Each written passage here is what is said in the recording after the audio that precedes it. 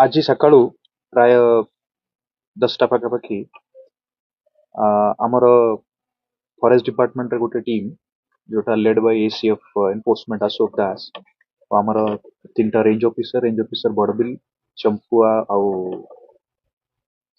ବାଂଶପାଲ ୟାଙ୍କର ଟିମ୍ ଆଉ ତାଙ୍କ ସାଙ୍ଗରେ ଆମର रेवेन्यू अथॉरिटी पुलिस और हमारे एपीआर फोर्स ये समस्ते मिसिकी ଆମର joint task force PCA wildlife ତାଙ୍କର ଇଣ୍ଟେଲିଜେନ୍ସ ଇନପୁଟ ଅନୁଯାୟୀ ଗତ 10 ଦିନ ହେଲାଣି ଗୋଟେ ଅପରେସନ କରିଥିଲେ। ଆଜି କେଉଁଝର ଆଉ ଝାରଖଣ୍ଡ ବର୍ଡରରେ ଫାଗୁ ଏ ଜାଗାରେ ଆଜି ଗୋଟେ ଆମେ ରେଡ୍ କଲୁ। ସେଥିରେ 3ଟା ଲୋକ ଦିଟା ହାତୀ ଦାନ୍ତ ତାଙ୍କଠୁ ଆମେ ଇଲିଗାଲ ପୋଜିସନରେ ପାଇଲୁ। ତା ସାଙ୍ଗେ ସାଙ୍ଗେ ତାଙ୍କର 3ଟା ବାଇକ୍ 3ଟା ମୋବାଇଲ ବି ତାଙ୍କଠୁ ସିଜ୍ କଲୁ।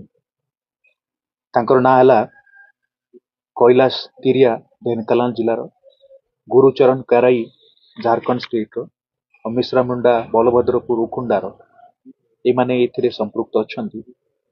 ତ ତାଙ୍କ ପାଖକୁ ଆମେ 2ଟା ହାତୀ ଦାନ୍ତ ଯାହାର ଗୋଟେର ଓଜନ 7.5 କେଜି ଆଉ ଗୋଟେର ଓଜନ 6.8 କେଜି ଥିବ ଅଛି। ଭିଡ଼ିଓ ଗୁଡ଼ିକ ଆପଣମାନଙ୍କୁ ଭଲ ଲାଗୁଥିଲେ ଆମ ଚ୍ୟାନେଲକୁ ସବସ୍କ୍ରାଇବ୍ କରିବା ସହ ଲାଇକ୍ ସେୟାର କରିବାକୁ ଭୁଲନ୍ତୁ ନାହିଁ।